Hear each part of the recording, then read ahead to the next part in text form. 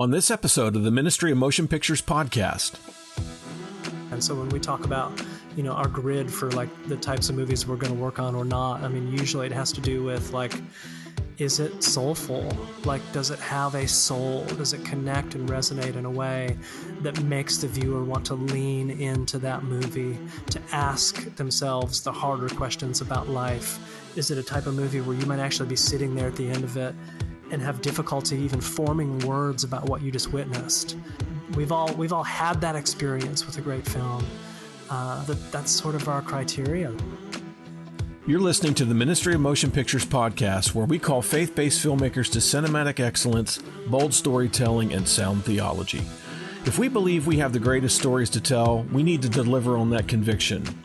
I'm writer, director, animator, and your host, Todd Schaefer. My guest today is Andy Peterson, the Senior Creative Media Executive of Aspiration Entertainment, where he has helped launch dozens of feature films and series projects.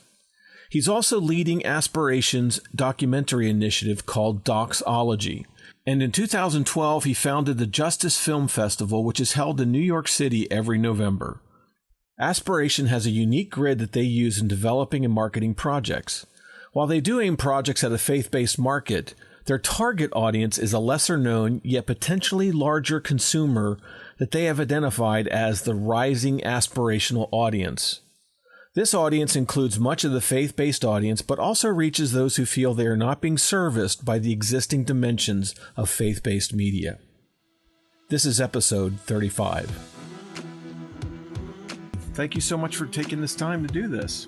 Well, I'm glad to. I mean, I'm here in my basement in Tennessee, and I have nowhere else to be at the moment. So this was an easy choice. Like the rest of us. Yes.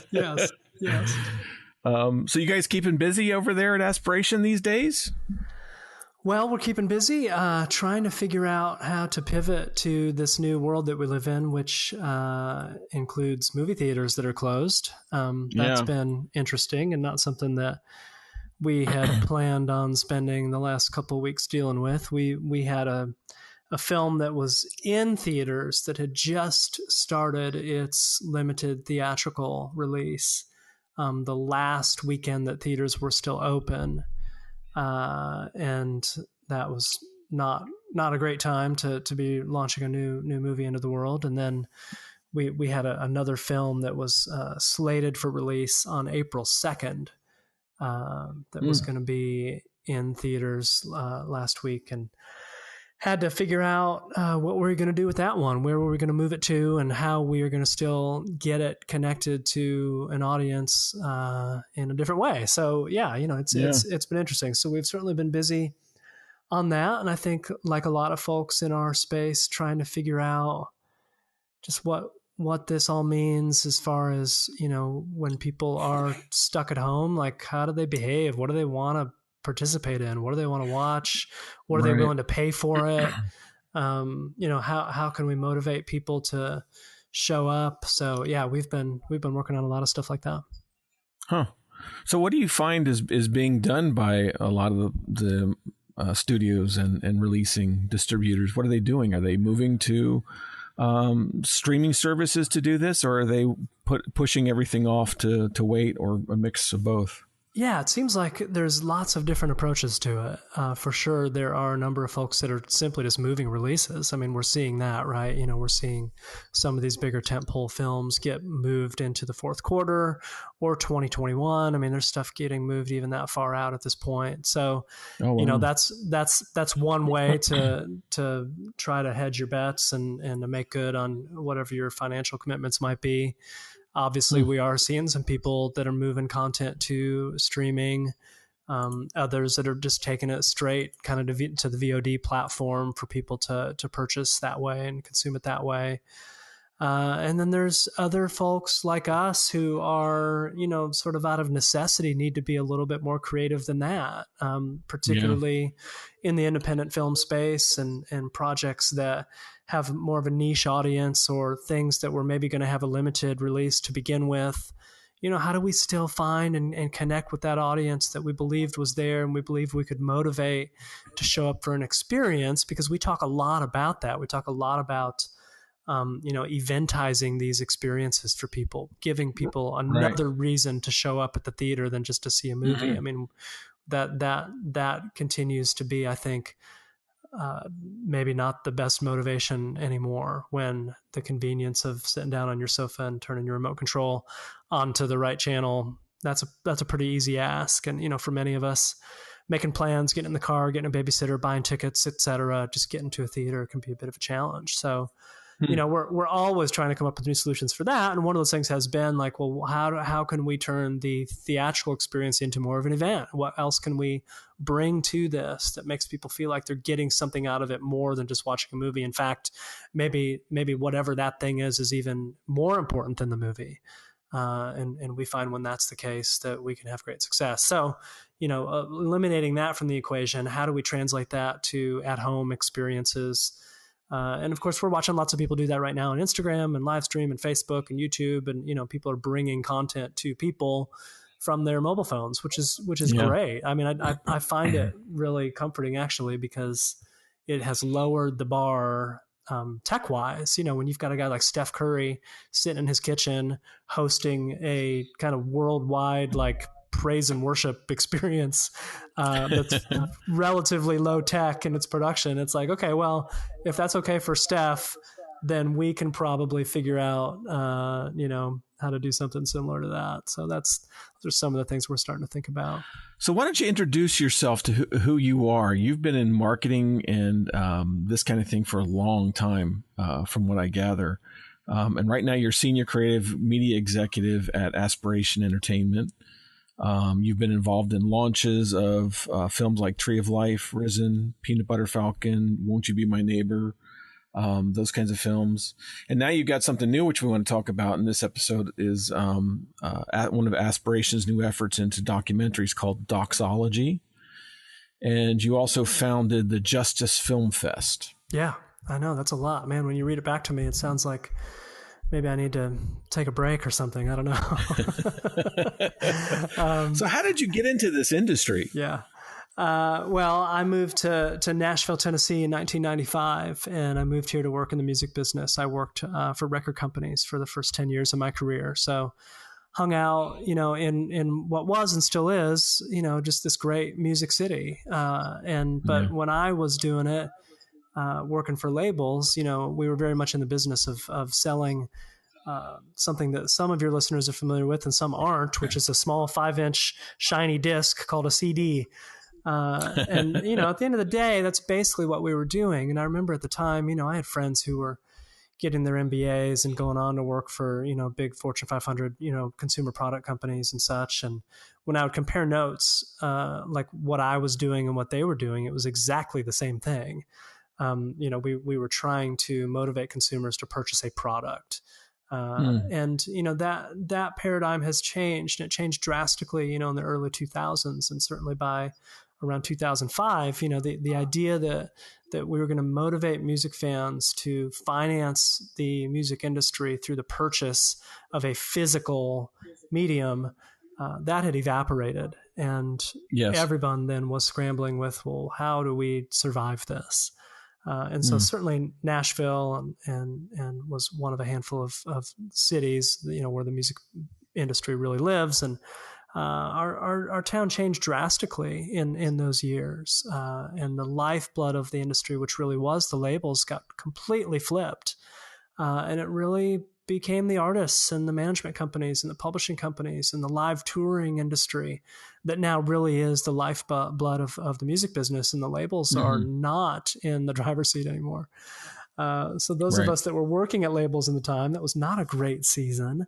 And so I took that opportunity to pivot myself into what was emerging as a new opportunity for me and for some of us here, which is marketing films to faith consumers. And this is, just after this Mel Gibson film, The Passion of the Christ, had become a huge success. And my sense is, and other historians would say, that was about the time that Hollywood collectively woke up to this giant of a consumer group that perhaps had been underserved.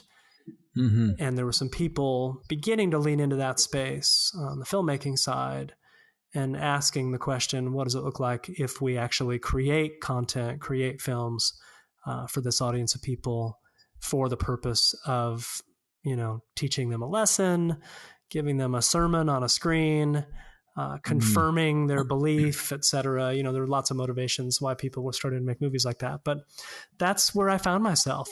Just by virtue of my background, having worked pretty exclusively in Christian music, to then having an opportunity to take some of those experiences and relationships and translate that into a situation where I was doing similar work, marketing films to that same audience of people.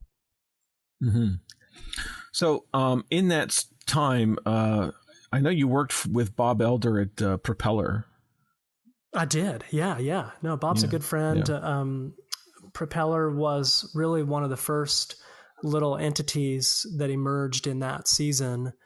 It had been created by a bunch of ex-VeggieTales guys. Bob had been part of VeggieTales as well, although he at this time was elsewhere. But yeah, I was Propeller's second employee in 2005, and very quickly, through the leadership of a guy named Dan Merrill, we really developed our agency into a pretty great crack team of folks that we plucked from a couple of different places and created a spot where we were able to help films and filmmakers thrive and connect with an audience and reach their goals and work with and around some of the institutions that we all were familiar with, whether it was the retail sector or the radio sector or any of these other different types of ways that we would be marketing stuff to consumers. So yeah, that was really a fun season and an interesting time, and it was fascinating to be participating in the emergence of what now is a real thing. It's a real genre. I mean, this faith-based film world is a thing that exists. I don't really find myself to be part of it anymore directly, but it was very interesting to be around it and perhaps to have even been part of its growth for at least that season. Now there's many folks that are still very much in that space who are continuing to try and exploit those opportunities and find that audience and develop content, in a similar way. So how did you get to Aspiration? Yeah, well, nearly 10 years into my life at Propeller, I think I began to really get a sense of maybe what I was actually called to.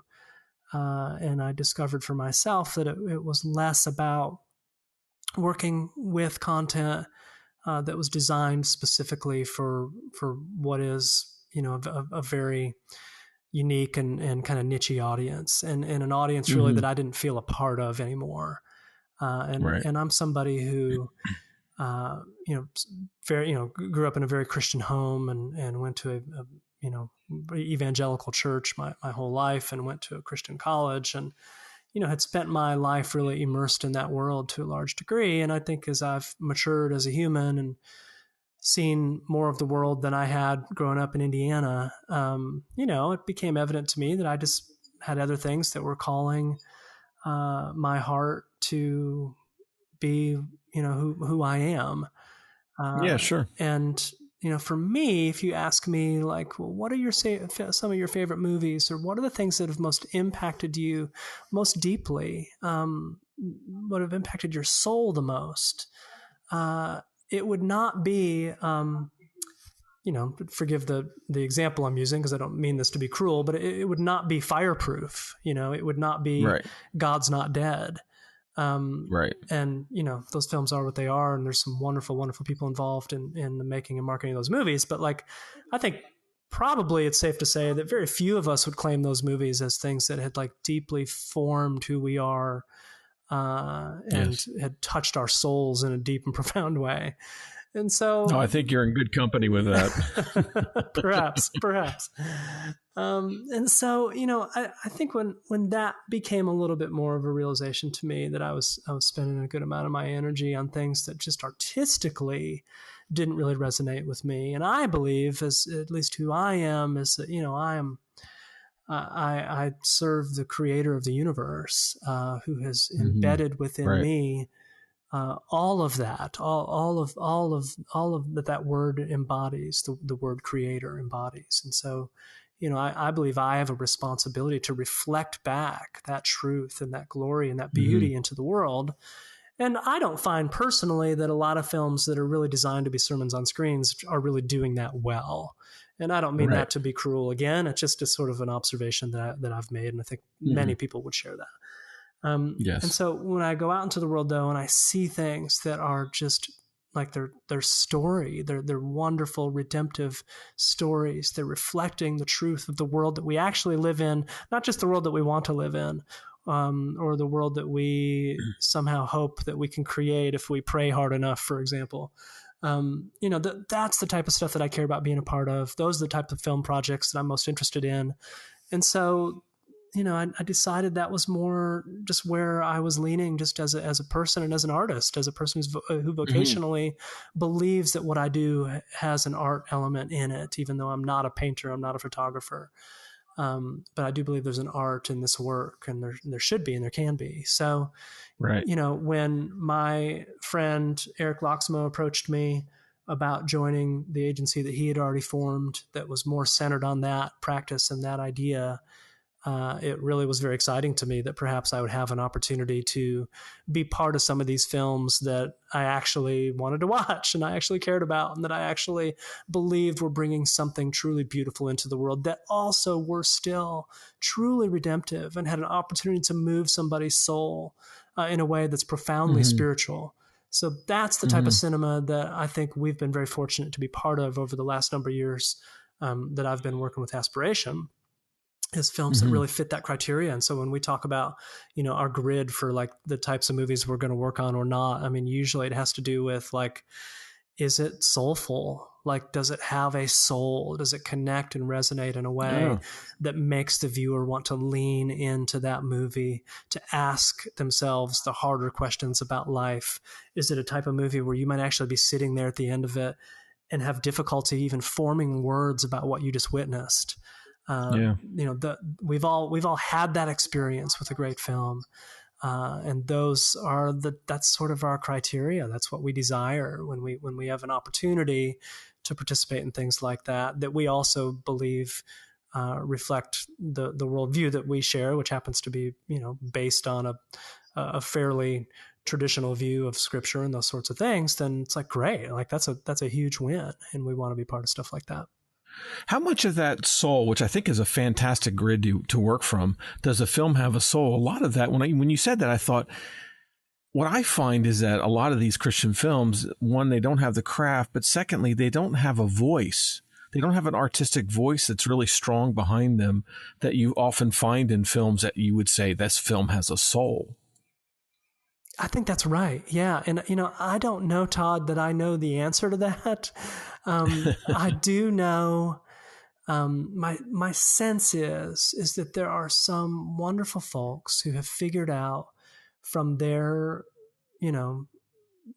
wherever they come from, that have created this opportunity to make films and get financing for films that pass a certain muster as it relates to being evangelical, right? Right. And that some of these guys, like they don't have the storytelling experience, the Hollywood experience, if you will, of having just gone through the ringer like we know so many of these guys have to get these movies made and to grow as a filmmaker and as a storyteller. And I just don't see it happening. I mean, it's truly part of what we hope for. What I hope for is if we can be part of helping to raise up the next generation of great Christian filmmakers, in the sense of that they are Christian, but maybe not interested in making what would be defined as a faith-based movie or a Christian movie. Right. No, I understand. That's irrelevant to me, but I love the idea that there would be people that share my faith. And of course, there are people that share my faith that are out there making films that are very much competing in kind of the broader film world and are telling these stories just in a really pure and beautiful, redemptive way. Mm-hmm. Mm-hmm. I mean, the way I break it down, or at least in my own limited view, because I haven't been really paying attention to the faith-based space for most of my career. It's only been the past few years where I've been really thinking about it. But I look at Christian film as a genre, and then I see all these little subgenres in there, and sometimes they get really narrow. And I think what's happened is that some of these, they've become so successful that they're just duplicating themselves over and over and over again. And so that little subgenre is what gets all the attention.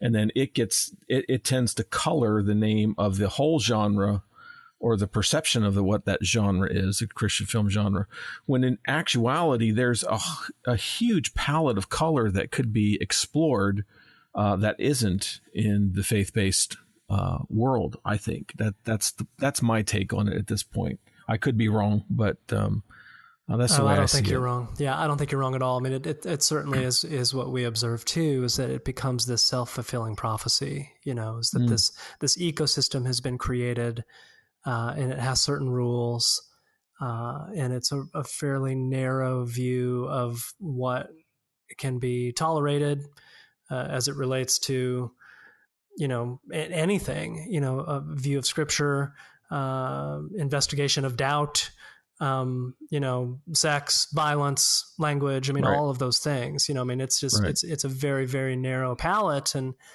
that's a tough thing. If you're a painter, if you're looking at your materials going, okay, well, I can only use these colors. Like that's it. That's it. But that is the world. And we've seen, and I see, a lot of really awesome filmmakers and some great script ideas that get produced that fit not within that box. And therefore they don't get to play. Like they just don't get to be part of that system. And the things that do can be very successful. And we know, and we've watched, and I've been part of helping to create, some of the systems, some of the rules, if you will, that do predict success, that you can bank on. And in a movie business where it costs a tremendous amount of money to produce a film, so there's a tremendous amount of risk involved. It leaves people only willing to push as far as they feel like they can produce the return on their investment, right? Of course. It's just not a very adventurous crop of folks, really, most of the time. Not all the time, but most of the time. And so that's why a lot of these films look and feel very similar to one another. Right. I wonder if the larger studios that are releasing these films also are contributing to it because of the sense of fear. They don't know this audience so well, so they are looking for the standards of success before them and just trying to imitate them, which is what they do in the secular film world as well. And so it sort of puts the stake in the ground, and so they're circling that stake. But maybe there's the opportunity now that we finally got the stake in the ground to start spreading out and doing more things than we thought were possible in Christian film. Well, the example that I always use that speaks to that is our film, which is called Last Days in the Desert. It's a film that starred Ewan McGregor. It's a beautiful story. Rodrigo Garcia's director and writer. Emmanuel Lubezki, the cinematographer, 4-time Oscar-winning cinematographer. I mean, just a film that checks all the right boxes when it just comes to beauty and art and creativity and talent and all of that stuff.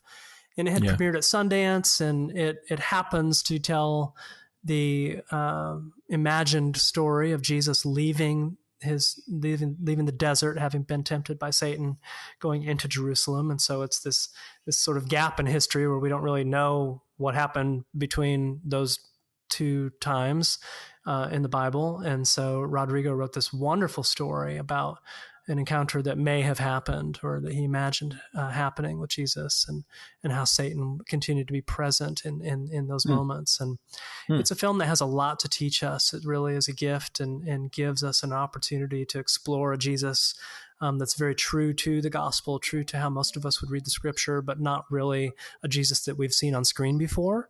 In all of the other wonderful Jesus films that are out there. And I've worked on a bunch of them, and I've watched all of them.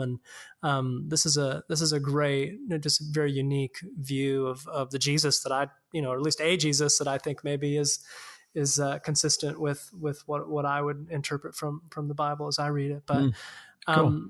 It premiered at Sundance and had lots of kind of fanfare around it, and people were starting to get excited about this movie, including the studios. And they came into these meetings with our team.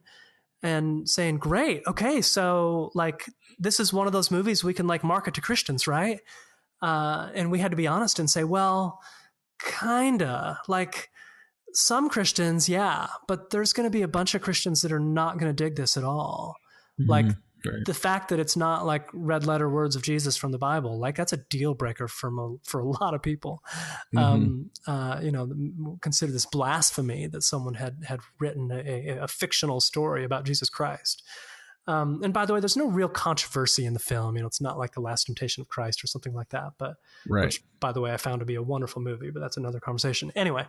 And so, but to your point, yes. I mean, I think the minute that the studios thought, oh, so this isn't one of those movies that we can like project and build a budget on and make some money on. Like it's going to be harder and it's going to be riskier to pursue. And so they were out. I mean, it was very quickly, we found ourselves with few distribution partners because of that. So that was a real indication to me that these guys, they want it kind of one way and they want it the easy way.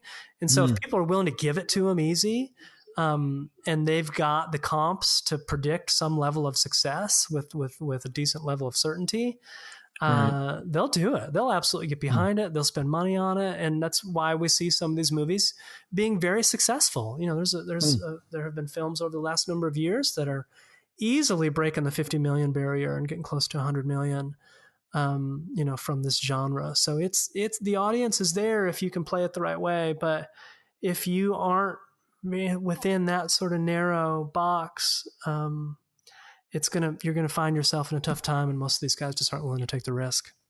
So how did that end up doing in the box office? Very poorly. Yeah, very poorly. So, we ended up with an independent distributor who had just picked up a bunch of Terrence Malick films and was very much active in the art house space. This film is very arty. It's very beautiful. It has long periods of Jesus in the desert, of just like crying out to God, like, where are you? I don't see you. Lot of doubt in this movie. But anyway, it's a tough movie in the sense that it probably was never going to be like a multiplex popcorn flick, right? And so, the strategy was, okay, we're going to be pretty selective about picking the right markets. We're going to release it in about 20 cities. We're going to grow the audience as we go. We're going to have some great success out of the box in a few places, and then we're going to broaden that out elsewhere. And so that's the strategy, that kind of platform strategy that a lot of films, a lot of studios use, and it definitely can work. It works sometimes.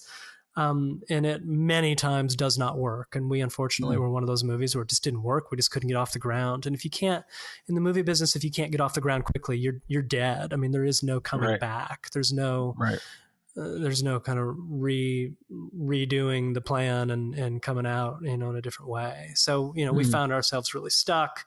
We had a bit of a false start, and then we were sort of doomed from there. So that was really tough. I mean, it's really tough for me to even share about a film that I believe in tremendously. It's one of the most beautiful things I've ever worked on.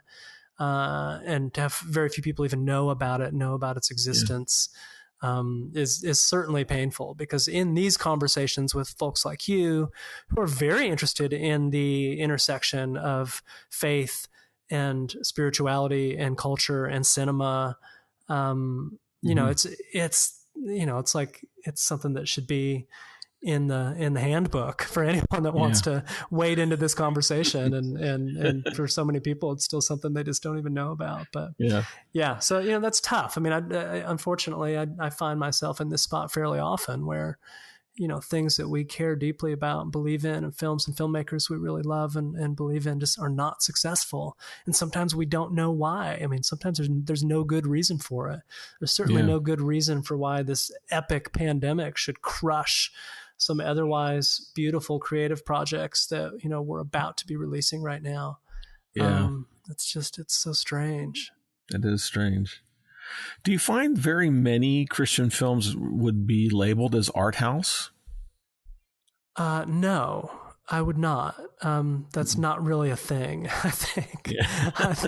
I think that's one of the hard lessons is that this art house Christian audience, which we think is a thing and we talk about sometimes, it either isn't as big as we want to believe that it is, or it's difficult and expensive to market efficiently to that audience is a possibility. And the reality, I think, that all of us face, of course, is that, most of us have a pretty long list of the category of I would like to see that movie, right? Yeah. But we have a much shorter list of those of us that actually went to see that movie. Right. I heard a study that's a few years old now, but I think it's true. But it basically was polling people on Thursday that said, are you going to go see a movie this weekend? And it was an insane number of, I'm making this up. This isn't the real number, but just for the sake of the point, it was like 75% of the people said, yes, I'm going to see a movie this weekend. And they went back to the same people on Sunday night and said, did you go to a movie this weekend? And of course, like almost none of them actually did. It was like less than 10% or something like that. So the point is people love movies. They really do. You ask anybody, they love movies. There's a movie that they saw a television commercial of this week that they want to go see. And most of those people, no matter how much they say they want to go see it, are not going to make the time to go see that movie. And so trying to bridge that gap is like the hardest marketing challenge out there, or one of them for sure. I was complaining about my job the other day, and someone said, well, there's one worse job than yours right now. And it's the guy who's the captain of the cruise ship that's trying to find a port that will take them because they have a bunch of COVID-19 patients on board. I'm like, yeah, you're right. Okay. That job is worse than mine. But yeah, it is really tough to be the guy that's supposed to motivate people from their desire to go participate in something to actually participating in it. And one of the things we've learned is, you can say, well, it's a hassle to go to the movies and it's expensive to go to the movies and getting a babysitter is kind of a pain and all that stuff. And of course, those things are all true. But I would say the bigger challenge that we've realized over the last couple of years is just time. It's just people carving out that amount of time in their life to actually go do that practice, that action. And that's the biggest thing we're fighting against. And so if cinemas, if the theatrical experience is going to continue to be successful, we've got to figure out a way to help convince people that this is worth your time. It's worth your time to get in the car and come over here and deal with all the other hassles that exist, because it is and can be a transcendent experience to be in a dark room with a bunch of strangers and see something on a big screen. And, some of us believe in that very much and want to see that continue. I think there is a hunger for that. I just think maybe there's not enough product that's films that are out there that would draw that kind of audience. And we see that. We see that. But Passion, I think, Passion of the Christ, I would have characterized that as art house. And I think some critics have done that as well. And look at how hugely successful that art house film was. I guess I'm hung up on this because somebody called me an art house director for the work that I've done. And I sort of went away scratching my head going, I'm not sure if that's a compliment or an insult. Yeah, right.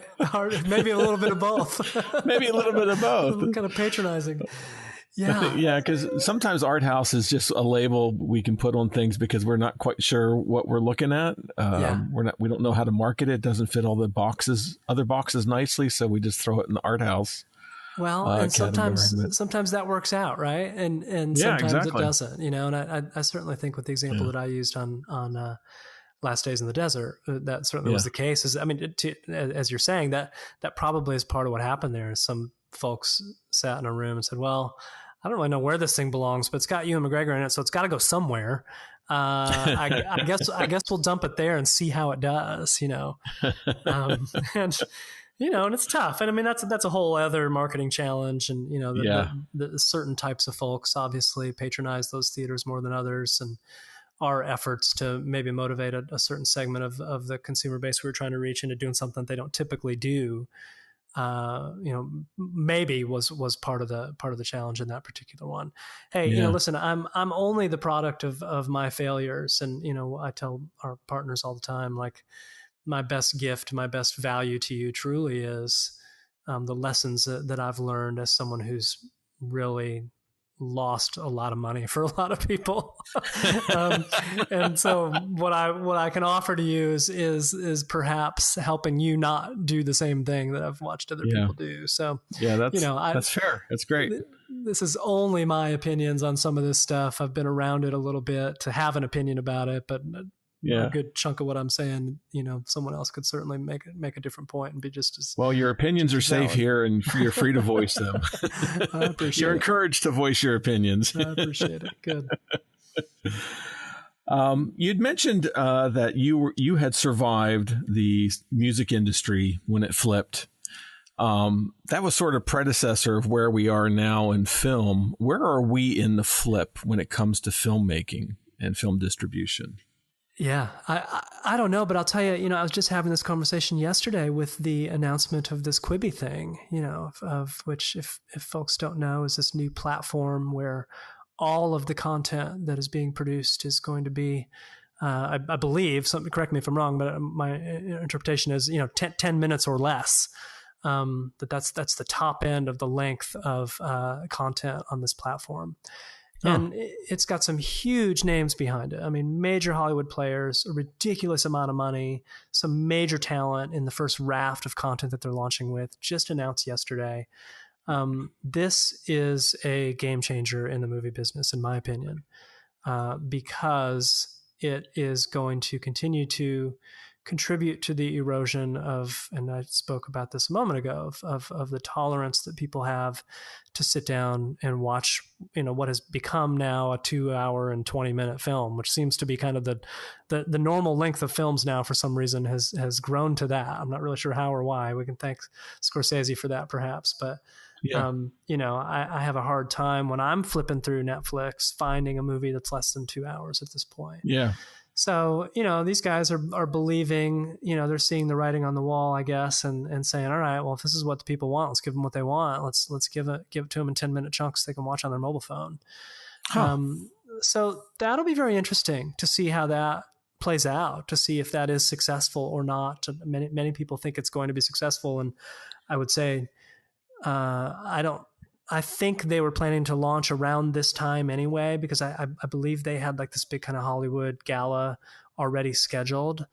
But I think they were fortunate that we are now all locked in our homes and kind of searching for content, many of us. And it probably is going to work out well for them. It's probably a good spot to be launching a brand like that into at this particular moment. So it'll be very interesting to see how it plays out. But so you ask about a flip. I mean, I think that's one of them for sure, right? Is the length that people can tolerate, and what are we teaching people about attention in that? We joke about it sometimes when we all refer to Twitter as the thing that was the great kind of paradigm shift of the length of time that people are willing to be engaged in something, or the number of characters they're willing to read in one sitting, and those sorts of things. And but it's true. I mean, it really has proven out, and Twitter and other things like that have really, in my opinion, contributed to the acceleration of some of that in our culture. And I think my kids will grow up in a world where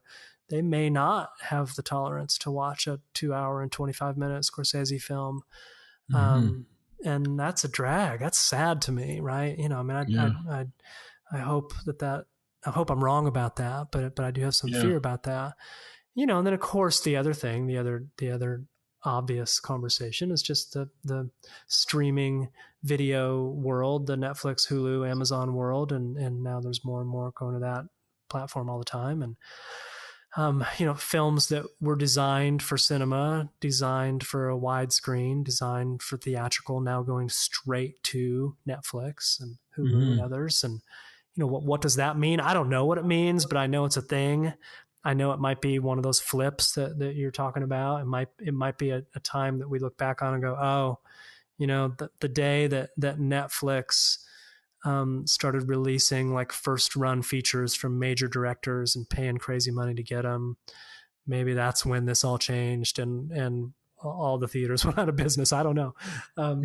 It'll be interesting to see. And I don't know even this pandemic that we're in the midst of right now. I mean, what will this do to shape consumer behavior going forward? How will we all be the next time we go to a movie theater? Will we be walking in with our Clorox wipes, wiping down the armrests? Will we be wearing face masks? Like, what will that be like? Or will we be just so hungry to be back in the presence of others that we won't care? You know, who knows? None of us know that right now, but I think it could be very interesting to see, does the fear of a global pandemic change how people are in public spaces going forward? I think the answer to that is probably almost certainly yes. How drastically does it change, and does it make people want more to stay home in front of their TVs? That's the bigger question, probably. Yeah. I would suspect there'd be an upsurge once it's lifted and everything. People can get out of their houses and do something. Yeah. I mean, I'm certainly looking forward to that. I would love to. I would kill. I mean, I've seen some people say this, and I've been thinking it too. It's like, if you knew that it was going to be your last fill in the blank a couple weeks ago, you know, your last meal that you had out in a restaurant, or the last film that you saw in a theater, or the last sporting event that you attended, like, you wish it would have been something better than blank. You know, a film reviewer that I read had mentioned that the last film that she had seen was, you know, some atrocious, you know, animated feature that she had to watch because it was her job. But, you know, just that was the taste. That was the last taste in her mouth of being in a cinema experience. So, oh, that's too bad. Oh, wow. Yeah, it is. But I'm with you. I'm anxious to get back out there and do these things that, you know, we've taken for granted, and we're all realizing it now. Mm-hmm.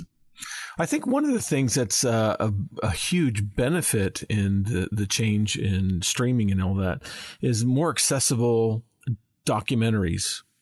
And I think documentaries are even more profitable nowadays than they used to be. You correct me if I'm wrong, but now you guys you're heading up an effort with Aspiration called Doxology, which I think is fantastic because I love documentaries, really good documentaries. Why don't you tell me a little bit about that? Yeah, I'm glad to. Yeah, I mean, certainly you're right. And, you know, we are living in what some are calling or have called, you know, this golden age of documentary filmmaking, and that, you know, for the first time maybe ever, there's a healthy financial prognosis for these movies getting out there and actually being successful, having long theatrical runs, playing in spaces beyond art house theaters. You know, that's a relatively new phenomenon. If anyone listening to this doesn't know that only really started about 2 years ago. And part of it was a large part, you know, because of, Won't You Be My Neighbor, the wonderful Morgan Neville made picture about Mr. Rogers, Fred Rogers. Yeah. Mm-hmm.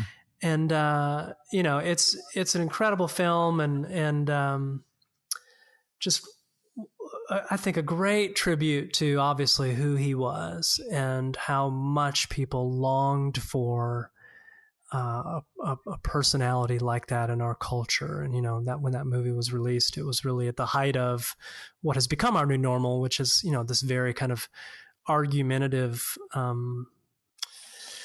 temperature in our country, and as it relates to politics and the media and, you know, the various people groups that we find ourselves in. And, you know, and we were all reminded of this guy that some of us grew up with named Mr. Rogers. And it was just such this breath of truly fresh air, of remembering like what it was like when the world was like that. And that a person like that even existed on this earth, because it sure seems hard to find that voice right now, at least in the media culture. We see hints of it every once in a while, but for someone to have the type of impact that Fred Rogers did on the world, and this many years now on from his death, it's astounding and truly beautiful to watch. And this film, you know, was a real work of art in that sense, and resonated with people of faith because Fred, as some know, was ordained as a Presbyterian minister, had planned to go into the ministry, and chose this children's television show that he created really as his mission field. And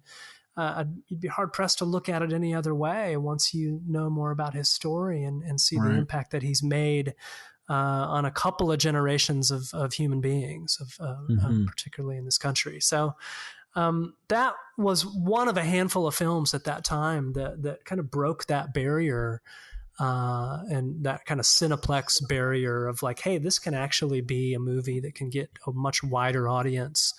And I would say, you know, the documentary film world, these filmmakers have just gotten so much more centered on just great story and great storytelling, and obviously great production and all that stuff too. But, you know, I think there was an era in doc films where, you know, you think about docs and you think about something you used to have to watch in your, you know, freshman history class at school, you know.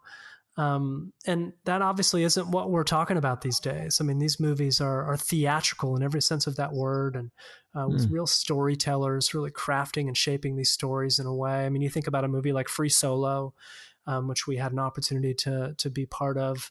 You know, I mean, that's a story that was so well shaped by the filmmakers and creating real tension and drama around this athletic endeavor. Free Solo, if you don't know, is the rock climber movie. Most people know that. And the guy that solo climbed El Cap at Yosemite, you know, which means he climbed with no ropes and put his life in great peril. And those around him had great fear of their friend plummeting to the earth in the middle of them making this movie. I mean, it was just great drama baked into that picture. And so, you know, I don't know. That movie won an Oscar award. Was it the best movie that year? I happen to think it was, but it doesn't really matter. What mattered was the story around that movie was so awesome and so profound that it really made people want to watch it and experience it. So that was very cool to see. And, you know, we're believing that we're living in this renaissance of that type of storytelling and bringing some more films like that out into the world. So that's what we're doing with Doxology. We're wanting to promote films like that, celebrate praiseworthy films, as we call them, that fit into that category, that really like ask us to lean into like, what does it mean to be human? Where does that connect with our soul? And to do it just in these, you know, artistic and profound ways that we find in so many of the docs that are getting produced today. Those are the things that we're on the hunt for. So we're promoting those things. In some instances, we're producing those things. We're finding ways to expose those things to wider audiences. Part of how we do that is through our film festival, which is the Justice Film Festival that we do in New York every fall. And Justice is another manifestation of that methodology of what does it look like for us to take some of these stories maybe that aren't so well known and maybe aren't going to reach a wide audience because they are not connected to a studio or have limited resources, but are telling the stories of people who are vulnerable and oppressed, sharing great champions who are out there in the world making a difference, who are impacting lives and cultures with their work. You know, on some of these very important issues like food insecurity or poverty or sex trafficking or, you know, fill in the blank of what the subject might be. But, you know, so we want to be about that stuff, and we want to be about celebrating those things, promoting those things, bringing them to a wider audience. And, you know, for my purposes, you know, helping them connect to an audience of people of faith who, you know, see themselves as living out their call from Christ to be active in this world, right? To be serving, you know, the widows and the orphans, to really be following the words of Jesus when he talks about what it looks like for us to really be kingdom-minded people on this earth, and to have ourselves be really focused on spending our time, you know, on these things that he was about. I mean, we know it's recorded in Scripture, the type of people that Jesus hung out with, the types of things that he talked about. And you know, I don't want to get overly political on this, but you know, he didn't talk about abortion much, and he didn't talk about religious liberty much, and you know, he didn't talk about some of these things that we seem to get hung up on. He really talked about serving others, obviously, and he showed that, more importantly. And so, you know, for an audience of, you know, maybe more progressive minded people of faith who do see themselves living out the gospel in that way, a lot of these films in the documentary space, because they are nonfiction, really speak to that part of their soul, that part of their witness, and who they want to be on this earth. So it's a great intersection. We love doing it. It's a fun space to be in. We get to work with some amazing filmmakers as a result, and have some very cool films that we're a part of even right now that we're excited for people to begin to get to see. So is the Justice Film Festival focused primarily on documentaries, or is it wider in features and shorts? Yeah, it's a little bit of both. I mean, just by virtue of the fact that, the conversations we're having are mostly, they're entirely related to social justice, means they're mostly going to incorporate documentaries. But every year we've had a scripted feature be part of our program. This past year, we showed this wonderful Mark Ruffalo, Anne Hathaway film called Dark Waters, which is based on a true story about a young attorney in Cincinnati who took on DuPont Chemical, who was spilling chemicals into a river in West Virginia in the early part of this century. And very compelling story. An amazing man who took on, what was and is, just this behemoth of American industry.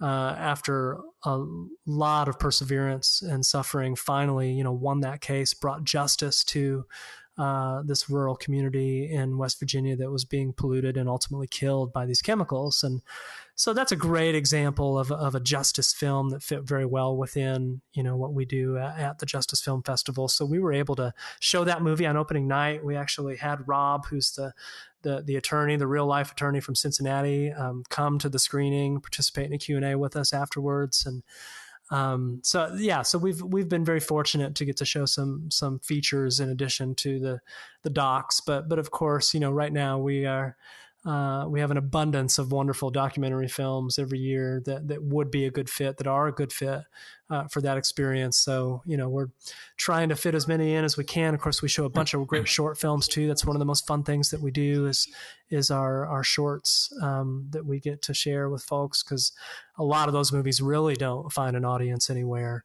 Right. Unless you're at a Pixar film, right? There's always a good short prior to the latest Pixar film, but no one else has figured that out yet, other than those guys. So we get to be part of that space and support those filmmakers too. So it really, it serves a couple of purposes. I mean, it's an opportunity for us to bring a bunch of very interesting emerging filmmakers together and share their work in front of New York City, which is awesome. And obviously, it's a way for us to catalyze a group of kind of justice-minded people who are out there living this work, doing this work, and bringing all of that together into a really fun couple of days. So Justice Film Fest is our website for that. We'll be at the Sheen Center for Thought and Culture in New York this November, assuming we can get past this pandemic.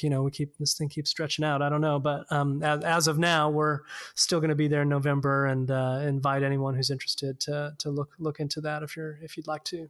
Yeah, just to piggyback on the short film. I've been trying to figure out ways that we can use the Christian film genre, those who are in that space.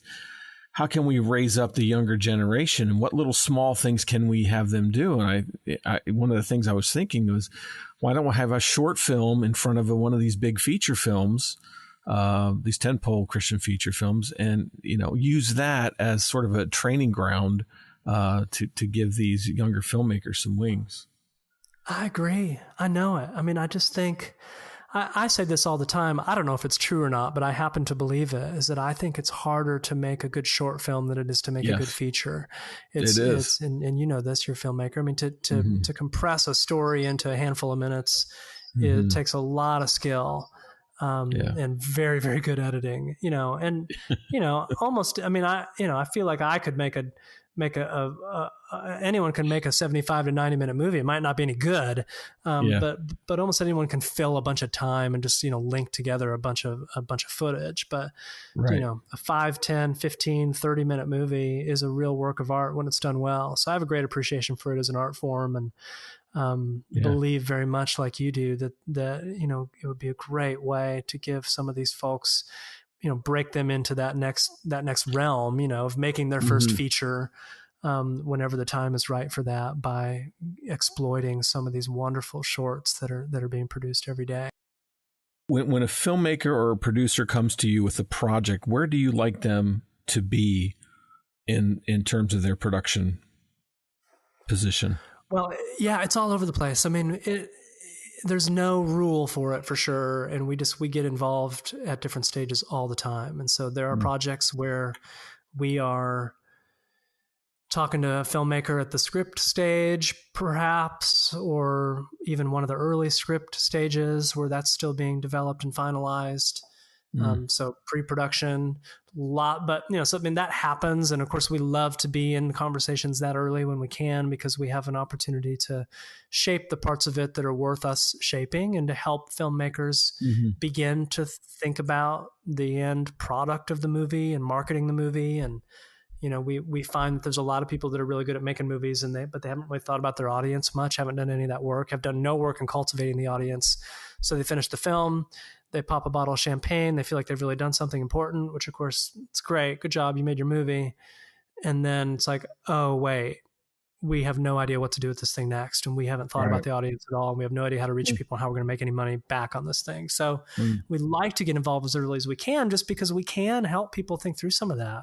And begin to design strategies very early in the process for how are we going to cultivate an audience and capture an audience for this thing down the line. And there's work we can be doing now that's relatively low impact stuff, doesn't have to cost a lot of money, but can be very meaningful if you just have someone thinking about it, talking you through it. So, that's ideal, but most of the time, to be honest, we're involved much later in the process.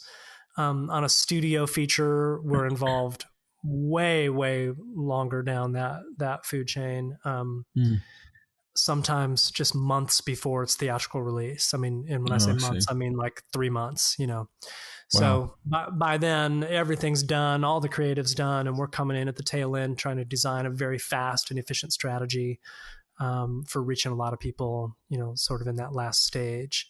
But most of the time, when we're operating at our fullest and best use, if we can be involved with something, even when the movie's finished, if we've got 9 to 12 months to be engaged and really do our work, we can be very successful and really deliver some good results for folks. So that would be kind of the sweet spot is if a film is finished, if the team, the filmmakers ideally see it coming, a year later, then that gives us enough time to actually be involved and do good work. But a lot of times people come and like, hey, we've got this movie and we want it to come out in the next 6 months, and usually in those situations we're like, hey, good luck with that. And after you get all your rejections on that proposal, come back and let us know, and then we can talk about maybe doing something together. So, yeah, but it's all over. It just, there's no rule for it. And we're always grateful to be involved whenever it makes sense for us to be involved and whenever the stars align to that end. And, we can usually find a way to help people no matter what stage of the life cycle that we're in. So what word would you give to a young filmmaker today who is faith oriented and wanting to express their faith through their film? What kind of advice would you give them as they face this new world? I think I would say to persevere and stay connected to the story that you believe that you are made to tell. And, I'm sad to say that I've watched some folks, I think, get beaten down by a kind of faith film genre that, as I said prior, just has a lot of rules for what you can and can't do, and find themselves that in order to play in that space that they really have to become something that they're not. I was reminded by somebody today about the idea of like wearing our own clothes, which, is another way of saying like being who we are, right? Like showing up in the places that we're supposed to be wearing our own clothes. And I have watched people, and I've done this too, by the way, of walking into a space and feeling like I need to be somebody that I'm not, and almost, putting on a different costume in a sense. So I would encourage people and young people to, like, if you feel like that there's a type of story that you're made to tell, or a particular story that you're made to tell, like, tell that story. And obviously it's always good to take input and feedback and all those sorts of things, but don't feel like you are compelled to soften all of the edges to the truth of your story and of your craft just to appease a funding resource or a distribution resource. And if we could live in a world where people could stick to their guns and really make the movies that they want to make. And I'm watching this happen, by the way. I'm watching it happen with a bunch of films right now of filmmakers who are kind of operating outside that system, saying, I'm like, this is my story and this is what I'm going to do. And I'm going to find a way to piece together the finances to get this thing done.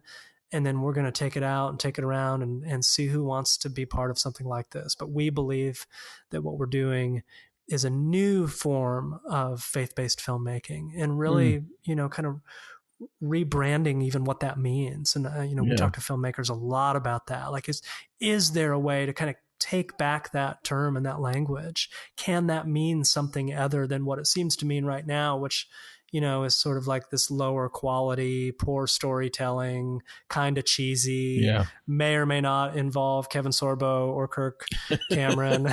It's like, is there a way that we can take that language back and really make it mean something that is about, I think, maybe what God would have us be, which is way more compelling, way more wild, way more adventurous, way more redemptive, way more truthful, way more honest, or is there a way for that to become a thing? And so there are some folks out there that believe in that. And there's some very influential folks, by the way, that believe in that.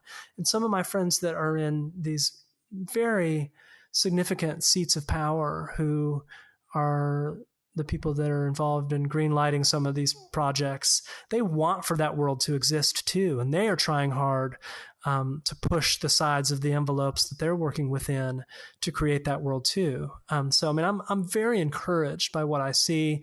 I think there's always going to be a group of folks that are going to continue to create content for this existing ecosystem. But I know that there's people out there that are wanting to broaden this to a new level, to reach a wider audience, because frankly, there's a lot of people who love Jesus who have no interest in the type of films that are being produced in these spaces right now. No interest at all.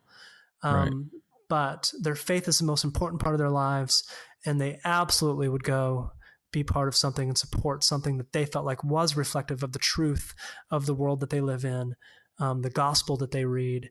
And if there are young filmmakers out there who want to be part of that story and that genre, then I say, go forth, be brave, be courageous, and just stick to it and persevere. And maybe one day we'll all be able to get there. That is some excellent advice. Thank you for that, Andy. I think the older folks need to hear that just as much as the younger folks in this space. Amen. And So what do you think about crowdfunding? Is that an option for filmmakers, really? Well, I don't know. I mean, it's hard to, it depends on at what level you're making a movie. I mean, I got to be part of a movie called Blue Like Jazz a few years ago, which is based on this Donald Miller book, wonderful book. Mm-hmm. Don's a wonderful author, and the script that Don was part of writing along with Ben Pearson and Steve Taylor was a really good story. And it was one of those movies, though, that was on the fringe. It wasn't really going to be a faith-based story. It wasn't really designed to just reach that audience of people. Don's book wasn't really designed for that either. Had an opportunity to reach kind of this way, kind of weirder audience, weird in a good way. And, as a result, had trouble getting funding, and the movie almost died. And then at the last minute, a couple friends of the film, developed this crowdfunding campaign via Kickstarter that at the time was the most successful Kickstarter film campaign ever. It generated over $300,000 to actually resurrect that movie. And it was an incredible success story. But I don't know to what degree you could replicate that same thing today. And unfortunately, $300,000 maybe isn't going to get you as far today as it did, about 10 years ago when that happened. So I think that's the challenge on the crowdfunding thing. Is like, is it possible to raise millions of dollars? Of course it is. And of course it happens. But as an independent filmmakers, I think it's harder to make that happen.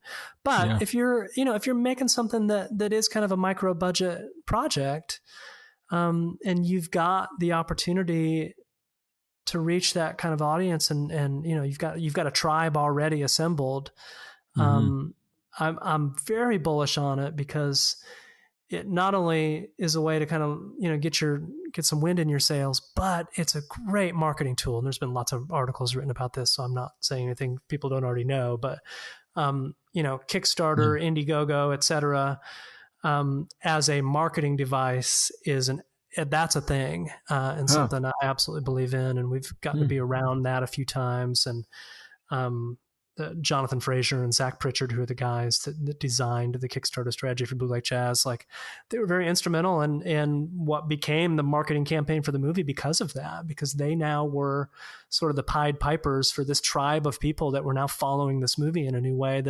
that felt very part of it.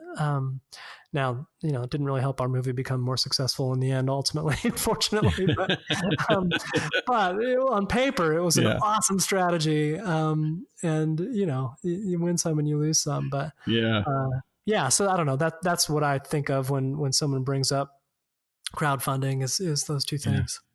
That's a good thing. Oh, good. I hadn't thought about that in terms of it being a marketing part of the strategy. Well, Andy Peterson, thank you so much for being on the podcast. It's exciting to hear your wisdom and your thoughts. It gives me hope. And I'm just glad you've been here for us. Oh, thanks, Todd. Well, I appreciate the invitation. It was really fun talking with you. Glad to do it anytime. And good luck to you, and God bless. And I hope you're staying safe and healthy out there. And hopefully when we all are allowed to be out in public again, we can shake hands and share a beer together and toast our new freedom that we will be much more appreciative of perhaps than we have. So great. Looking forward to that. Next time I make it down to Nashville, I'll look you up. Good. I can't wait.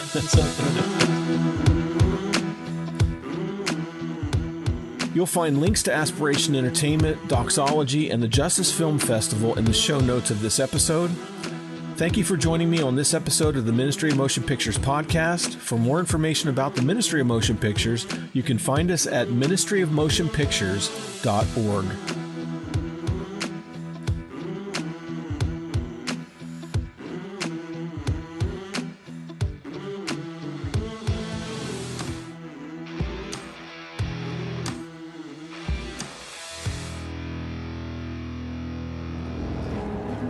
What we do in life